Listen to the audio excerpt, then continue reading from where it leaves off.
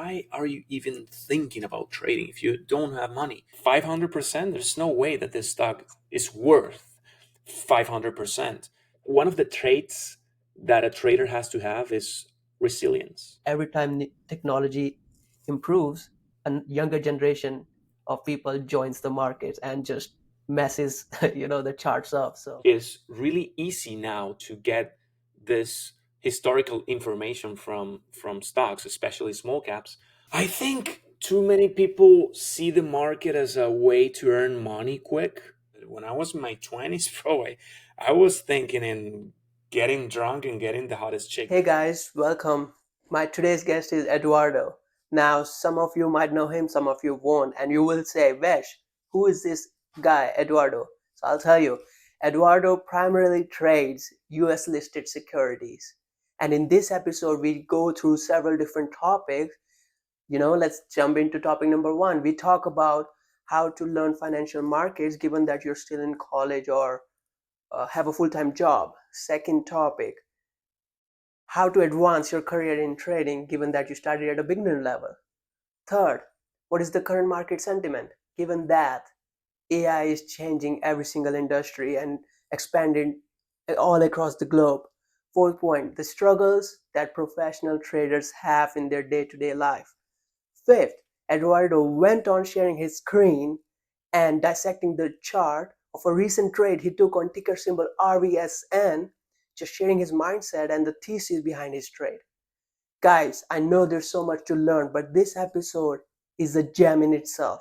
So I will really appreciate if you go in the comment section below and say, thank you, Eduardo, for being so transparent and sharing your wisdom. But let's go and listen to Eduardo Brisano.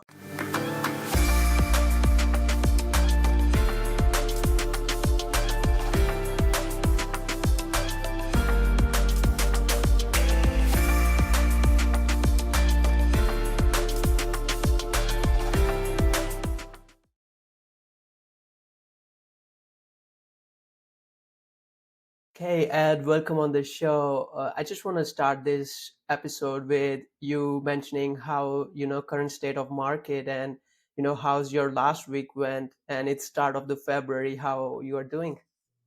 Hey, my man, how's it going? Good to see you. I haven't seen you since that event we saw each other in Miami, I think, right? Yeah. Yeah, it was cool. It was cool to see you. It was cool to meet you. Um, Market conditions right now. There are a lot of things going on in Twitter about these platforms that are going off, um, and they are like revealing some edge and some statistics, some statistical data. I don't know if you have seen Flash Research. Is really easy now to get this historical information from stocks, especially small caps.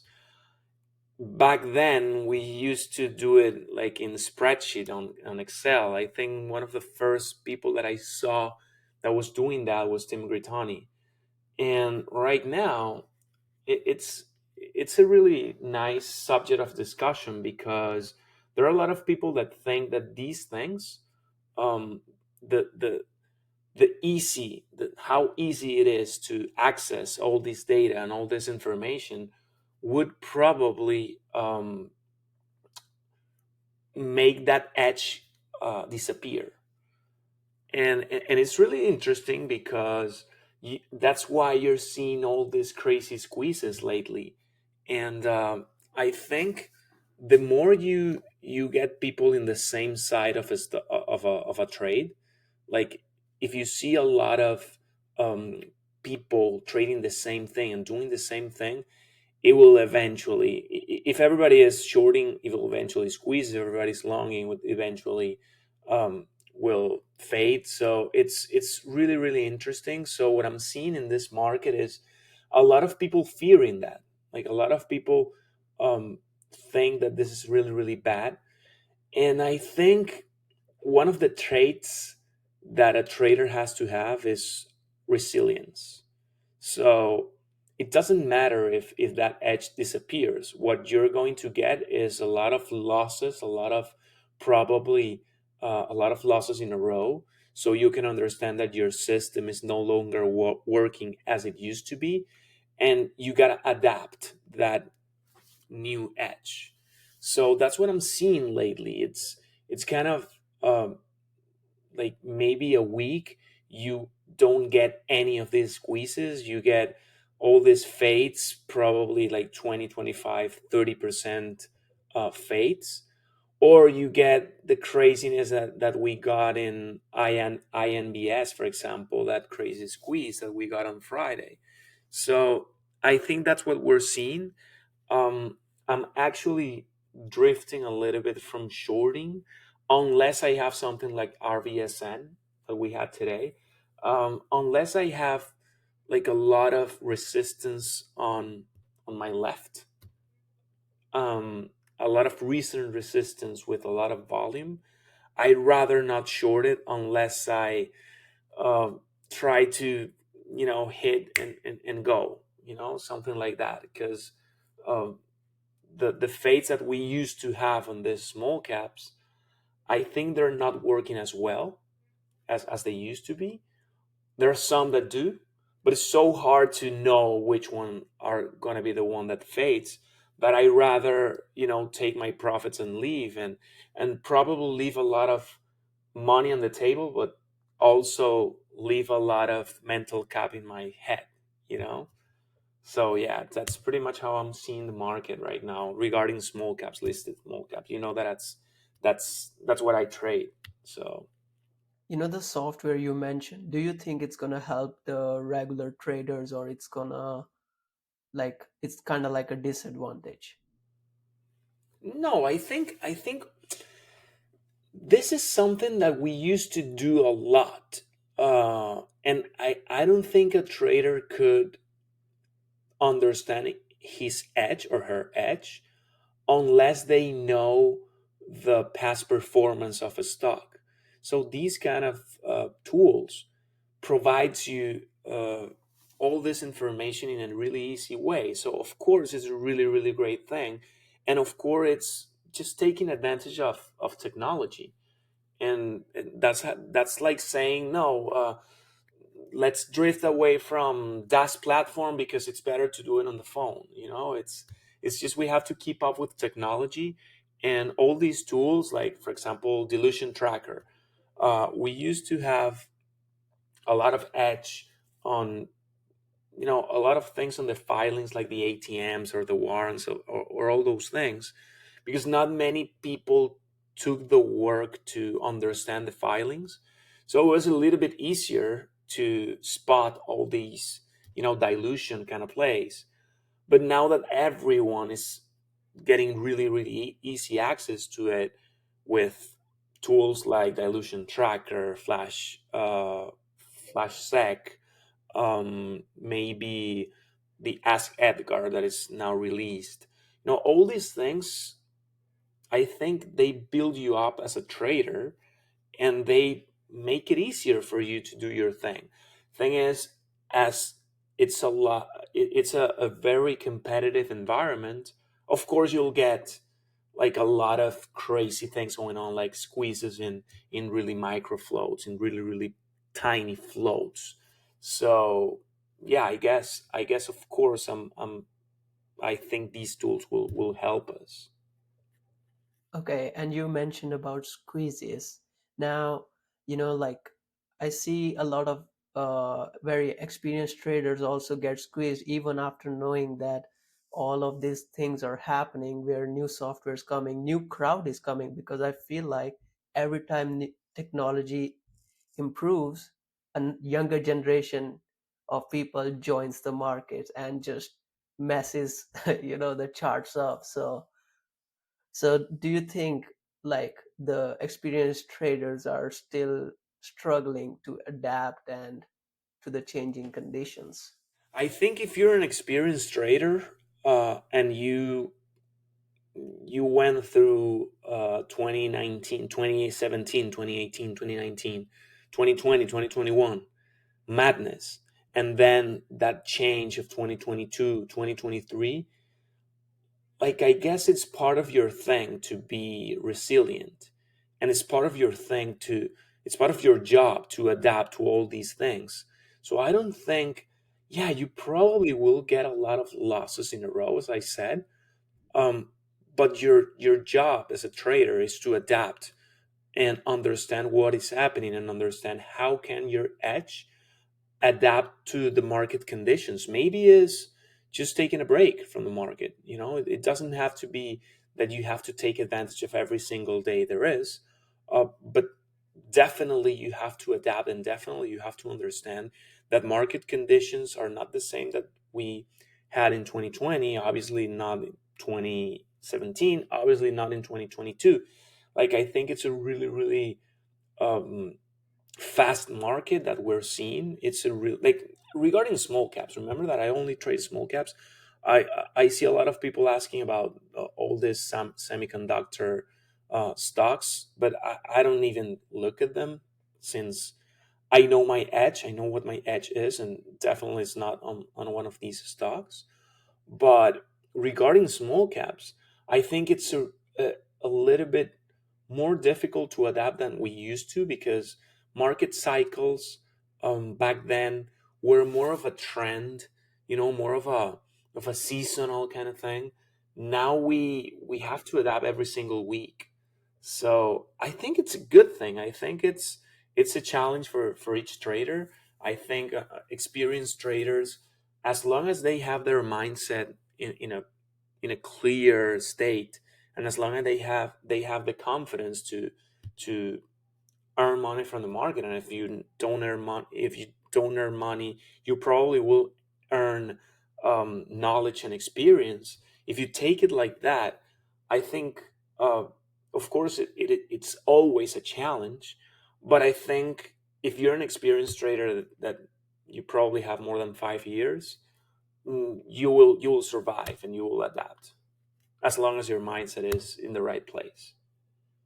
Great. So that was the perspective for an experienced trader. Now let's bring the new trader. Because when someone new comes, all they think about is money. And a follow-up question to that would be, there's the general population that doesn't like to talk about money.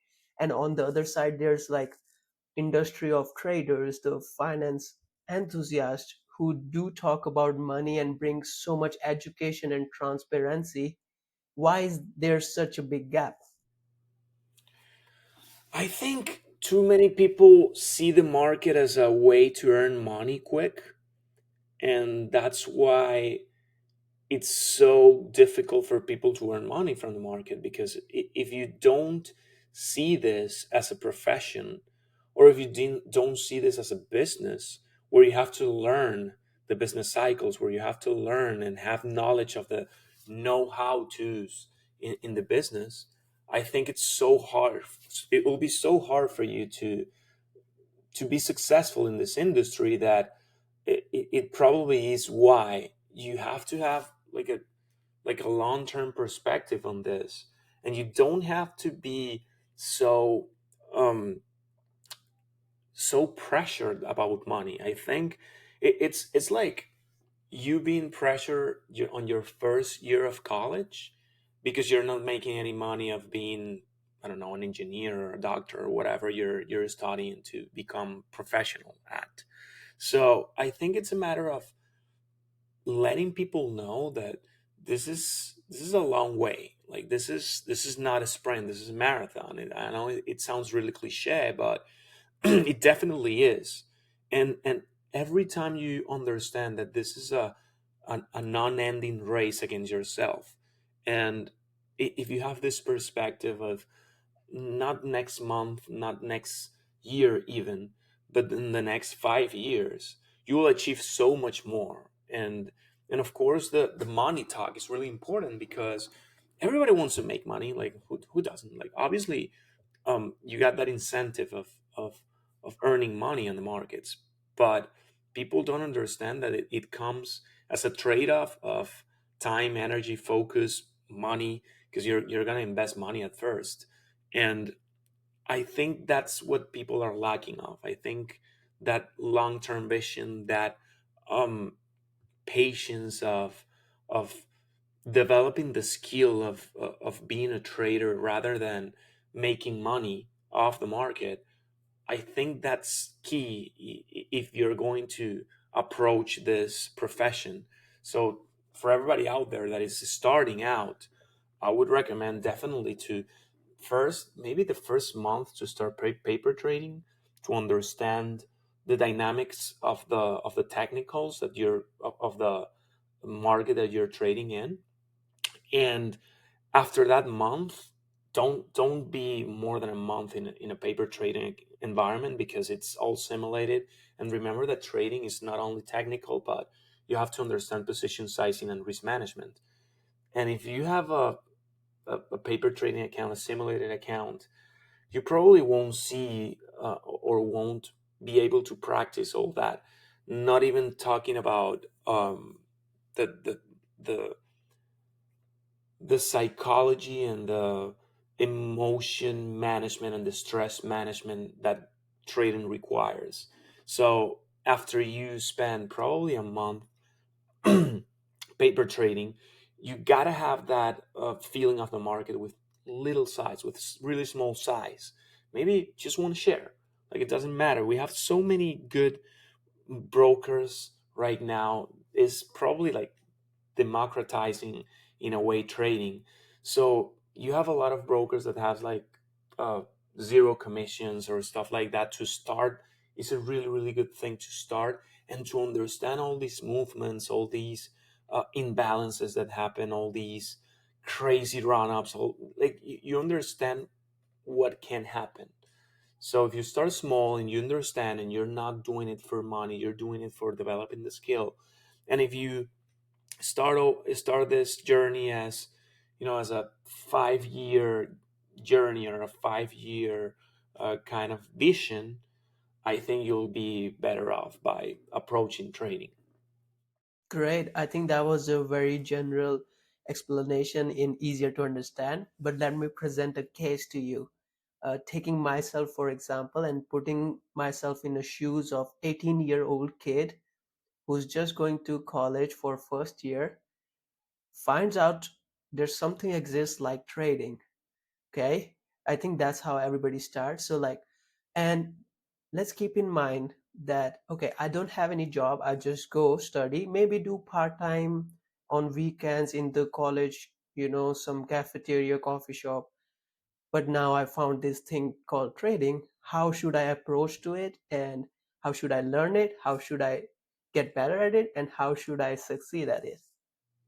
Well, definitely, you gotta have money to trade, and that this is something that I tell people a lot. People say stuff like, "Oh well, can you give me stuff for free because I don't have any money?" And I'm like, "Why are you even thinking about trading if you don't have money?" What I would do is, I would look for a skill that makes me money right away. For example, I don't know, maybe programming or sales or getting a job or something like that, for you to understand what it's like to earn money in the real world. And then, only then, I would start to look trading as an alternative skill, something that will make you grow rather than will make you survive. And that way, uh, you can definitely keep studying, because that's what trading gives you. Like, trading gives you a lot of time. If you're efficient enough with trading, you will probably be trading maybe 2 or 3 hours a day max. That's like top, and you don't have to trade every day. So that will give you it's a lot of time to develop other skill, as I said, like online marketing, sales, programming, whatever. Uh, Gives you that, video editing, I don't know, whatever gives you cash, so you can appreciate how valuable cash is. And then start obviously looking for a mentor. Like, that's key, I think. If you follow the path of someone that has already done what you want to achieve, I think that's key for you to be successful at whatever you want to achieve. And obviously, as I always say, like, I'm a really big fan of less transparency, because nowadays you never know.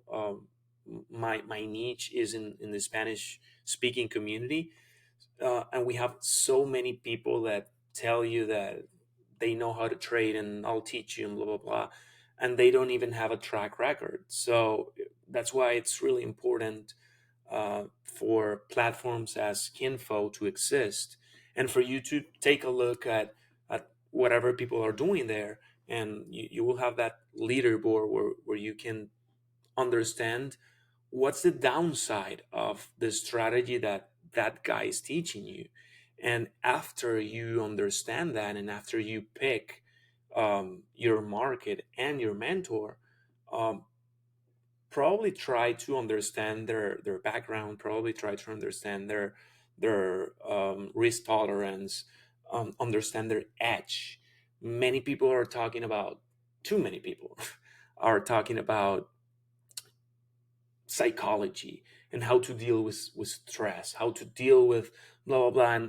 And I think what you gotta understand first, of course, psychology is really important. That, but once you get to a certain level, but in this case, not many people are understanding their edge. Not many people are understanding. Um, it's like playing soccer, and yeah, obviously Cristiano Ronaldo has a great mindset, but if he cannot play soccer, if he cannot shoot a ball like really, really hard as he does, or he can dribble as he does, probably his mindset won't even like be important, you know? So I think it's really important, all these factors, and that's what a mentor can give you. So what will be like an average learning curve for a new student? I think it depends. Like, eh, I think many people start learning trading while they're in a job, and they want to quit their job, and they want to uh, go to only trading for right away, right away.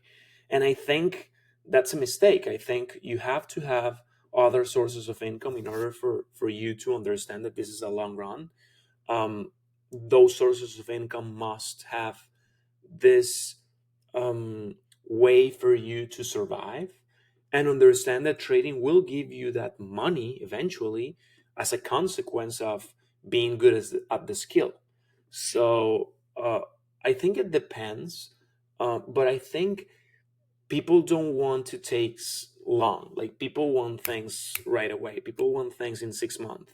We're in this era that you just grab your phone and you order a pizza and it's right in the front and whatever, right? And I think that mindset of speed is what, yeah, of course, it's a really good thing in so many areas, but it's really, really counterproductive thing in so many others. So I think in trading, and not only trading, but in developing a skill for you to grow as a person and as a professional, I think it's super negative to have this quick kind of mindset, that things are, you get things like right away. You have to have patience. You have to have, don't think on how quick can I do this. Think of how good can I be, the fastest way possible, of course, because you don't want to be mastering the skill of trading 25 years and then to make money, of course not. But if you think in terms of 5 years, I think it's a really good time frame to think of. Again, bringing that up, that I'm still in school studying for my classes, how much hours of study time I should devote to this craft other than my regular studies per day? I think you have to sleep less. I think there's so many ways to get to Rome, right? There's no one specific way to get there. But what I do think, it's the mindset that you gotta have, because if you think in terms of what's the minimum that I can give my obsession to in order for it to become my main thing, for example, I think you're in the wrong mindset. Because if you're really obsessed and if you're really into becoming a really really good trader, time flies by. Like, it doesn't matter if you don't get enough sleep, at least as the first 2 years. Like, I remember when I started, of course you have to give more. Now, of course, 8 years after the journey, of course that I probably uh, study less than I used to. But as I was immersed in this new world that I wanted to dominate and I wanted to master, I think it's really important that you don't even think about that. Like, you have to think in terms of process. You gotta think in terms of, okay, um, how can I understand, for example, overextended gap downs? Like, how can I understand the penny stock framework? Why these stocks and why these companies are so bad in financial speaking ways? Uh, why are there so lack um, of revenue, for example, of cash, and they still keep going 100, 200, 300%? And then after something happens, they plumb, they decrease in value probably 70, 80%. So why is that? How can I keep up with people that are already mastering this skill? Like that, those are the questions that I would ask myself.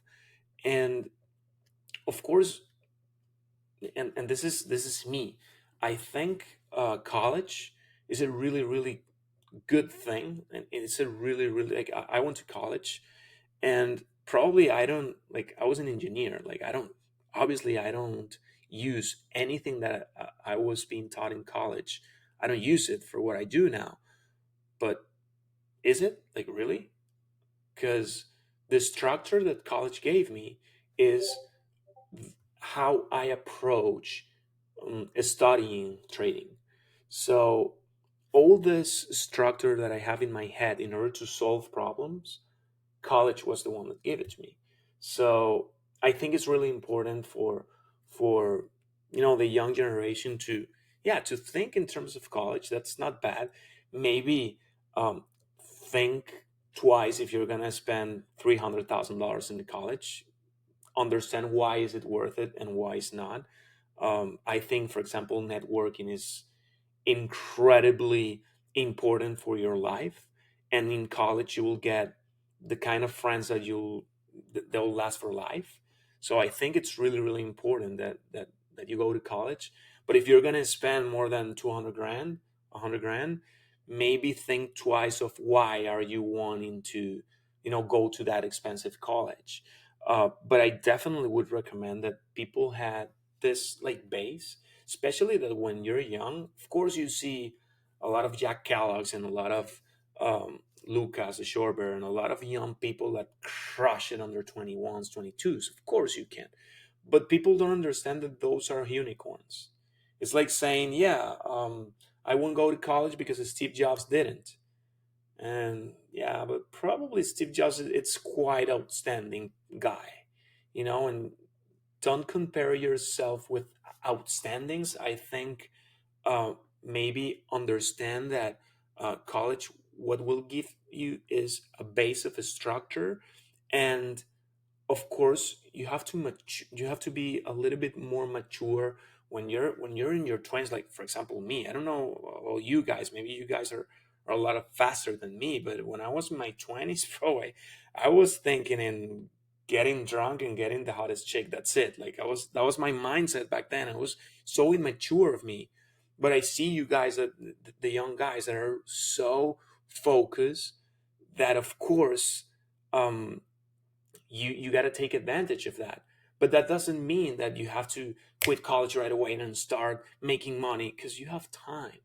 Like, you don't understand how important it is to take advantage of the opportunity to live your 20s, because it's the moment that when you will have the most energy.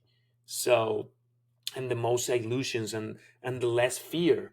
So yeah, of course, take risk, of course, um, uh, do other things than college, but I think college is quite an experience. So I won't ever quit college to start, trading or something like that. I think that's a very good explanation, but I would like to extend that. And you kind of answered my next question in your previous answer. Is like, I think most people who approach to this craft, and when they listen to someone like you, their mind would be saying, Ed is saying this, like, you're not special, you are just a normal person. But I know I'm special. I can do in 1 year. What you have to say about that? Well, that everybody thinks they're special, and they end up making the same mistakes over and over again, and that's why you have a lot of books that will tell you specifically what kind of mistakes you're making. And that's why studying is so important, because you will end up labeling every single mistake that you will make. So it's really important that you learn from other people's mistakes, just because you want that shortcut. And I think, of course, there are people that are special in some areas. Of course, there are people that are outstanding in some areas than others. But I do think it's important to give the process um, some weight, because it's not about the results, not about getting there the fastest, or it's not about even making the most money. It's about for this to work for you. So it depends on what you are aiming with trading. Like if you're aiming for freedom, it doesn't really matter to make 3 million bucks or 2 million bucks or 1 million bucks even a year. Like with 500K, you'll get your freedom. So, or if you're aiming to be the greatest trader in the world, that will be another thing. Like that will be different. But maybe the concept that you have of being the best trader in the world is not by making the most money, is maybe being the most efficient trader in the world, and working only 2 or 3 hours a day, or maybe don't even work on a daily basis, but in an opportunity basis. So there are so many ways to get to Rome, as we talked about, that I'm I don't want to be the one that tells you that you're not special, because obviously we all think that we have this inner fire on us, in us, that will make you special. Of course we do, and we all are different and are unique. But I do think it's really important that people um, understand that it's not about being special, but about giving this energy to the process, falling in love with the process, and don't even think about, oh, it's taking me 1 year, 2 years, 3 years. So what? Like if you're 20 in your 20s, and it takes you 10 years, on your 30s you'll be like, if you have 10 years of experience in the markets, by the time that you're 20, 30, you probably will be making a lot of money, because this is a really lucrative um, industry or profession. So if you end up surviving all those 10 years, I bet you will have an amazing, amazing life from your 30s on. So what doesn't matter to to get there at your 26 or at your 30s? Like, it really doesn't matter. What really matters is that you're happy about it, on getting there. You're really happy about making the things that you fell in love of. Maybe if you really have this passion for trading, if you really have this love for trading, it doesn't matter if you master it in a year or in 2 years.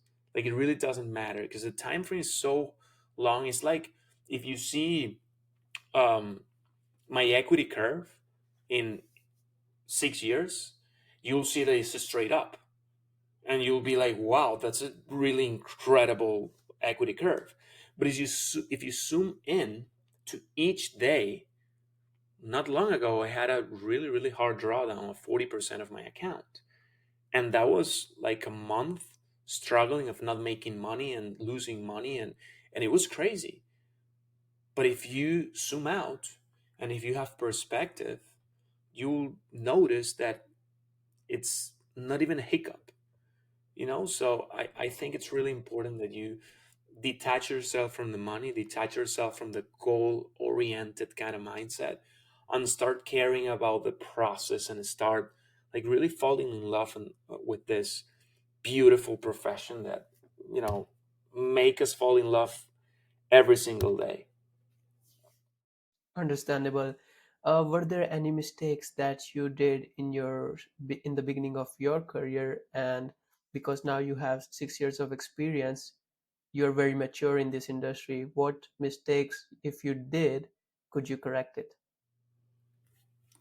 That's why I always talk about detaching from money, because as I wanted trading to survive, I screw up so many times thinking about money, so many times not giving up to that loss, so many times where you say like this, you know, it doesn't matter, that attitude, you know, like I don't care if my account gets blown, like I just want to this stock to bounce or this stock to dip, whatever you are, long or short. But like it really hurt me in a emotional kind of way, and in a really mindset kind of way, because I was looking for the money. And what I didn't understand was, if I was smart enough to look for the the mastering the skill rather than money, I would have made it probably in 3 years less. You know, I will save a lot of time, a lot of really harsh times. But also, the way I am right now is because of that time. So, and I'm pretty comfortable of who I am right now, and how I developed the skill and how I learned, because I really think that the scars really shape you in a way. So I wouldn't, I don't regret about making those mistakes. I just want people to learn from mine, and to apply and approach trading in a way safer way, in a way more relaxed way. Appreciated that transparency over there. But following that, I'm really curious to know.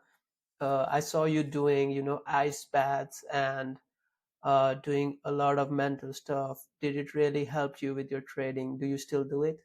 I don't do it as often, but that's because I'm lazy now.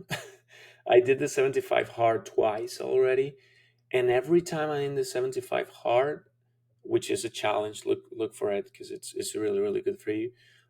It's about mental toughness and stuff. It's not about fitness. It's about mental toughness and achieving um, hard things. Um, I think I became lazy just because uh, life sometimes gets in the way, and you have to, you know, you have to balance a little bit your what you really want from life. So every time I do these things, it reminds me how important it is to be disciplined. It reminds me how important it is to be really sharp in your mind, because I think you are a mental athlete when you're a professional trader. Your job is to execute as you plan, and not letting your emotions cloud your decision making process. And that all these hacks, you know, ice baths, making sure of train once daily, making sure of, you know, have a jog or have some cardiovascular kind of exercise before training, getting the IVs just to, you know, get really good supplements, get a good and healthy, um, you know, food. All these things of course helps you to be no alcohol, for example, no drugs. All these things really help you to be sharper. So of course it helped me.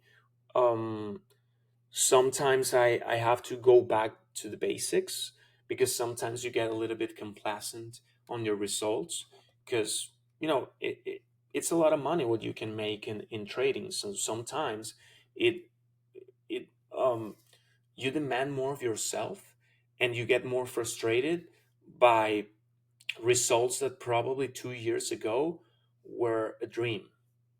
So it's really important that as you understand that this is a really demanding kind of profession, you got to do whatever um, you find useful for yourself. For me, it was really useful by the time. I want to get back to it, not as crazy as I was before, but that craziness and that immersion gave me the habits and the discipline that even with being lazy, I still do. So yeah, I do think that they help a lot, but I do think they're like people are different. Maybe for someone, my ice bath would be reading a book, or maybe meditate, and not meditate as a monk and you picture that you're like a freaking, not like that. Just meditate in a way that you become aware of your thoughts. Maybe become an understanding what's happening in your mind and inside of you, so you can know that you are getting cloud by something even external or internal. And those things really help you to, I think, to become a better person. And if you become a better person, you will become a better trader eventually. Great.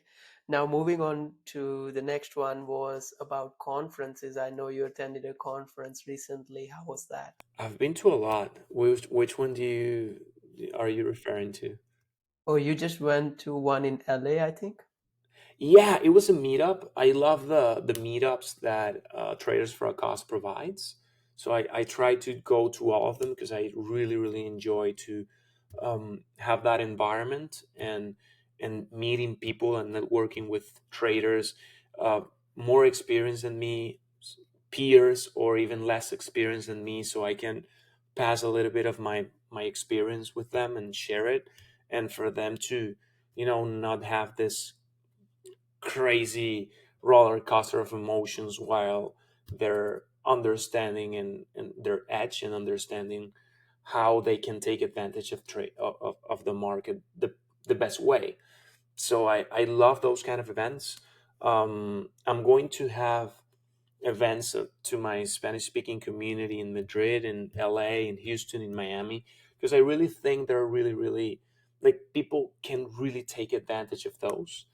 um, it's not the same to have this conversation in online, which is great, don't get me wrong, but the feeling that you get on understanding that the other person exists, and the other person that is probably a role model to you, that really exists and really has is a human being that has a lot of flaws and has a lot of um, has made a lot of mistakes, you will relate more to the people that are good at doing this thing. So I think they're really good, and people has to go to these events if they have the chance, just because it's not only networking, is your mindset gets sharper.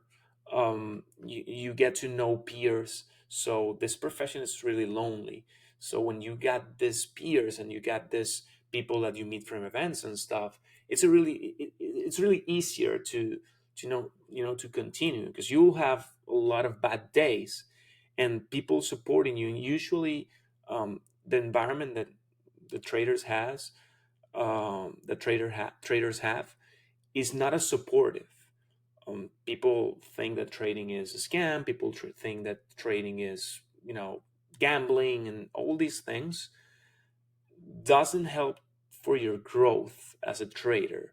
So when you have that pawn, when you have that um, group that are like-minded people that are pursuing the same things that you do, and you have in that pawn people that already achieved it, I think it's a really, really great combination for for your development and for your growth.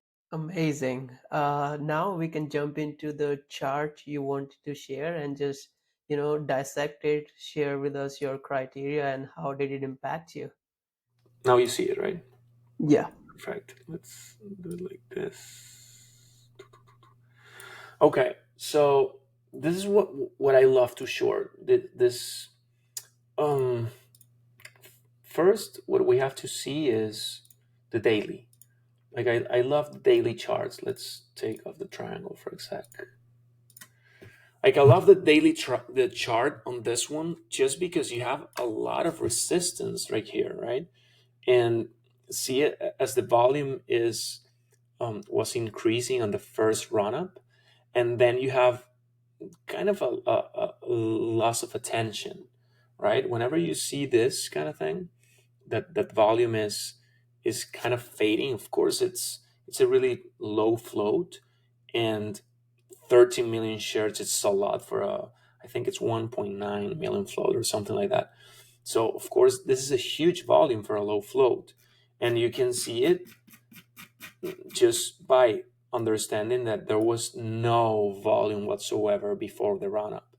So the first thing that I see is it's overextended. This was worth $1 a few weeks ago, and it was under 20s. And you have to understand why these things are going.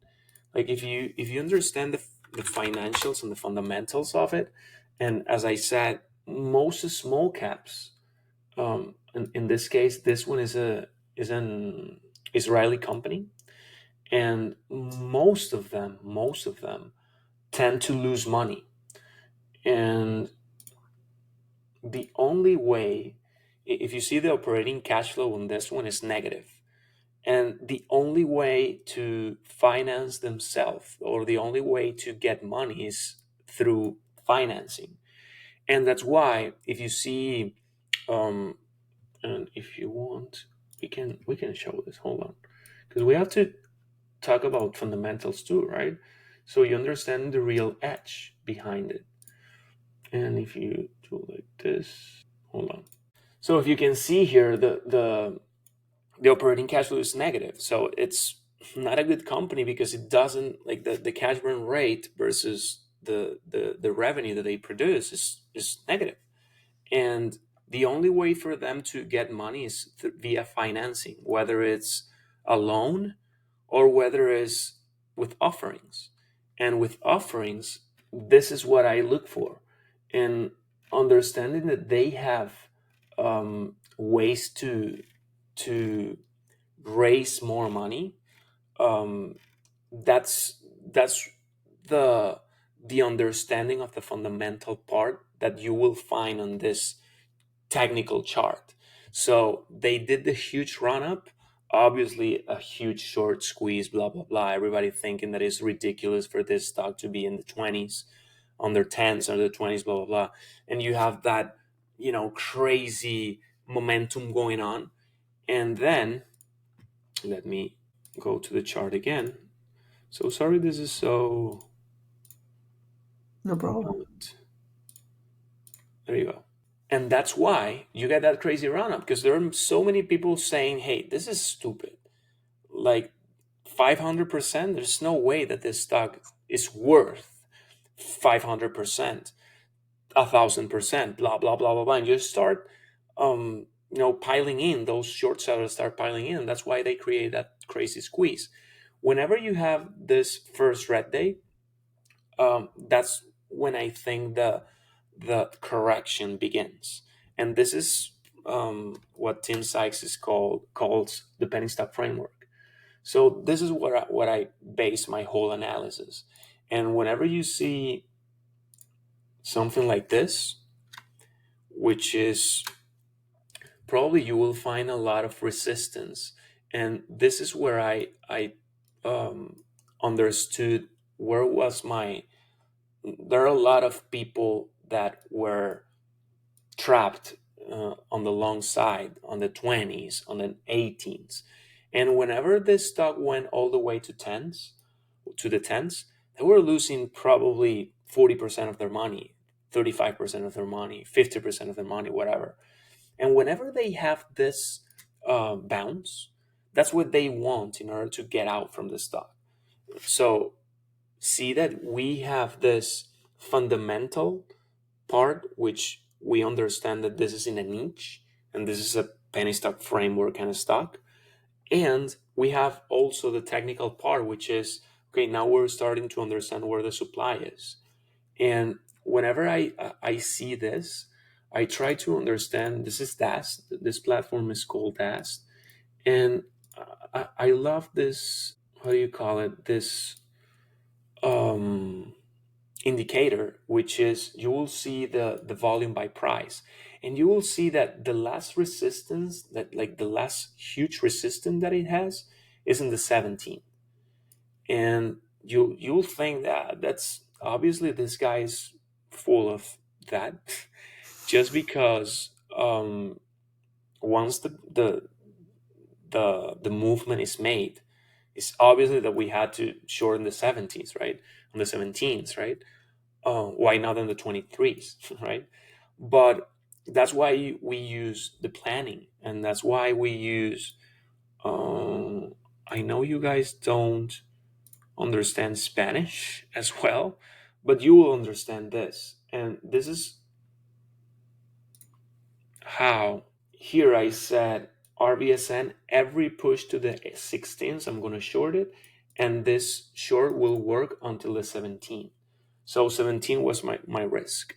And that's why all this and this was what at 8:15 a.m. So that's why it was edited at 8:21 a.m. So that's why I think that all this has a sense. All this is what we call edge. And there are so many people that don't understand my charts, obviously, because they see a lot of triangles and stuff. But what you have to understand is risk management on those triangles. I know it's not like it's hard to understand, obviously, if you don't understand the. So what I was doing here, I started really early with little size, and I add until my risk is set. Right, I had my risk in the 17s, and obviously you will see a lot of covers just because I want to have a healthy average, and that's why you'll see a lot of triangles in my arrows. And once it confirms that, for me the confirmation on this was over here, when it did something that I love, that it's called late day fade. And whenever it broke VWAP and it went all the way to the 1450, which is the support that we have over here, I think I set my risk over here in the 1550, and I try to. It's so bad that we don't have the sizes of the triangle, corresponding the size of the position, because that will be amazing. Because this triangle looks the same than this, and it was not that. And how I could have take advantage of it more, maybe I have to have a bigger picture when I see these things, because look where I cover all my shares. Like I left a lot on the table, and it was, great. Like I love the way I traded, I love the way I plan it, I love the way my conviction was really really hard in it. Many of the people in my room were a little worried, and I was so convinced. Like I was so, like, this is the kind of trade that you lose money. That's what I say. Like I never say don't worry, it's going to go down, because you never know. But what I do say is this is a great great setup to lose money. Like if you lose money on these kind of setups, you eventually will be profitable if you wait for this kind of setups and risk whatever you feel comfortable in risking. So what I would do better is maybe have a bigger picture idea, because I think they filed an F3 in order to raise more money, as we were saying a couple of minutes ago. But it's really hard to anticipate those kind of things, and I really don't feel comfortable of by swinging shares on a short side. But what I do need to learn is maybe, leave a couple of shares. Like, you don't have to go big on it. You don't have to have 10,000 shares on a swing. You can have like 50 shares and see how it develops. So you can, next time, as you're a little bit more confident of how these things work, maybe you don't go with 50, maybe you go with 100, and maybe not 100, maybe with 300. And that way you'll get better as a trader, and you'll take advantage of these kind of moves a little bit better. Great. I think that was a wonderful explanation, and I hope that a lot of people will get to learn from it. A last question from, I mean, there's so much to unpack, but would be, what is the scariest squeeze you have ever seen in your experience? I have ever seen is not, I was not a part of it, but what happened with ZJYL, the Chinese stock that was halted on the 16th and unhalted in the 250 and went all the way to 500. That's probably the most scariest one, just because when you short these things, you have probably a predefined risk. And maybe if you're going in the 16s, maybe, or the 14s, maybe you're going to the 20s top.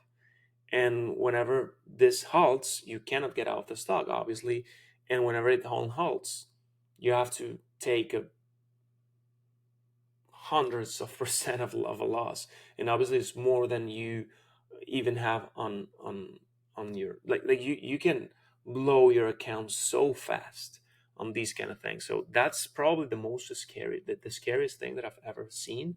And the scariest that I have ever participated was in a stock called SPI.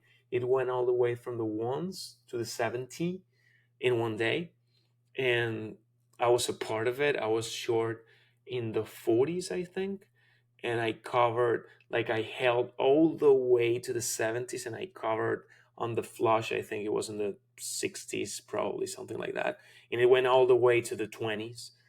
But that thing of not being able to control your risk on those crazy squeezes, that's why I don't ever short first screen days, like, ever. And I don't ever short Chinese stocks. Like, I know there's a lot of edge on it, and a lot of people that make a lot of money on it, but I do know that um, they lose a lot of money systematically doing that. Um, and that's why you got to be careful, and that's why people that are learning how to trade should be away from those things.